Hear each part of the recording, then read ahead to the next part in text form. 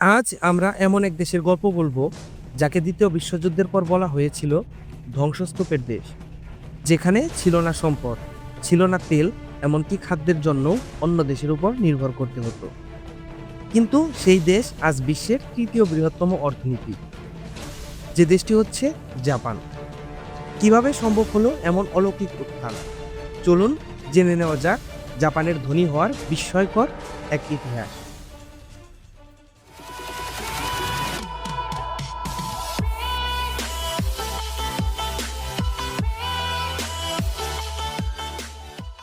আধুনিক জাপানের গল্প শুরু হয় ঊনবিংশ শতাব্দীর মাঝামাঝি সময়ে। 1853 সালে আমেরিকার কমান্ডার ম্যাথিউ পেরি জাহাজ নিয়ে জাপানে প্রবেশ করেন, আর জাপান বাধ্য হয় নিজেদের দরজা খুলে দিতে পশ্চিমাদের জন্য।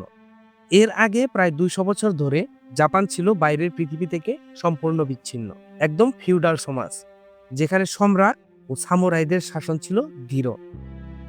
কিন্তু 1868 সালে মেইজি রেস্টোরেশন নামে এক বিপ্লব ঘটে। এই সময়ে জাপান বুঝে যায় বেঁচে থাকতে হলে আধুনিক হতে হবে। তারা ইউরোপ ও আমেরিকা থেকে শিক্ষা, শিল্প ও প্রযুক্তি ও প্রশাসনের পদ্ধতি শিখে নেয়। শুধু 30 বছরের মধ্যে জাপান কৃষি নির্ভর দেশ থেকে এক শিল্পান্বিত শক্তিতে পরিণত হয়।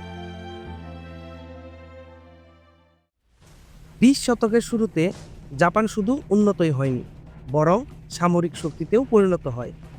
তারা চীন, কোরিয়া ও রাশিয়ার সঙ্গে যুদ্ধ করে বিজয়ী হয়, যা প্রমাণ করে এশিয়ায় জাপানই হচ্ছে নতুন শক্তি।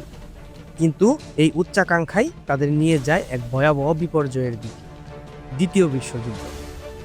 1945 সালে হিরোশিমা ও নাগাসাকিতে আমেরিকার পারমাণবিক বোমা ফেলার পর জাপান পুরোপুরি ধ্বংস হয়ে যায়।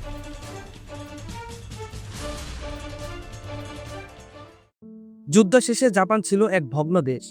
খাদ্য সংকট, বেকারত্ব, অর্থহীনতা সবকিছুই ছিল ভয়াবহ। কিন্তু এখানেই শুরু হয় এক আশ্চর্য অধ্যায়, জাপানের পুনর্জন্ম। 1945 থেকে 1952 সাল পর্যন্ত আমেরিকা জাপানকে দখলে রাখে, কিন্তু ধ্বংস করার জন্য নয়, বরং পুনর্গঠনের জন্য। তারা জাপানকে নতুন সংবিধান দেয়, যেখানে যুদ্ধ নিষিদ্ধ করা হয় এবং দেশটি শান্তিপূর্ণ অর্থনীতির দিকে মনোযোগ দেয়। একই সাথে যুক্তরাষ্ট্র মার্শাল প্ল্যান ও প্রযুক্তিগত সহায়তা দেয়, যা জাপানের শিল্প পুনর্গঠনে বিশাল ভূমিকা রাখে। 1950 থেকে 1980 সাল, এই 3 দশকেই জাপান দেখায় এক অলৌকিক রূপান্তর। এই সময়টাকে বলা হয় জাপানিজ ইকোনমিক মিরাকেল। জাপান সরকার ও বেসরকারি কোম্পানিগুলো একসাথে কাজ করে শিল্প, প্রযুক্তি ও শিক্ষা ব্যবস্থাকে আধুনিক করে। তারা শ্রমে শৃঙ্খলা, গুণগত মান এবং দলবদ্ধতার সংস্কৃতি তৈরি করে, যা কাইজেন নামে বিশ্ববিখ্যাত। কাইজেন মানে হলো প্রতিদিন একটু একটু করে উন্নতি করা। টয়োটা, নিশান, সনি, মিৎসুবিশি, প্যানাসোনিক এসব ব্র্যান্ড পুরো বিশ্বে ছড়িয়ে পড়ে। বিশেষ করে গাড়ি ও ইলেকট্রনিক্স শিল্প জাপানকে এনে দেয় বৈদেশিক মুদ্রা ও বিশ্বখ্যাতি।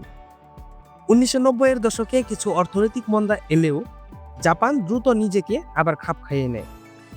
আজ জাপান বিশ্বের অন্যতম প্রযুক্তি নির্ভর দেশ।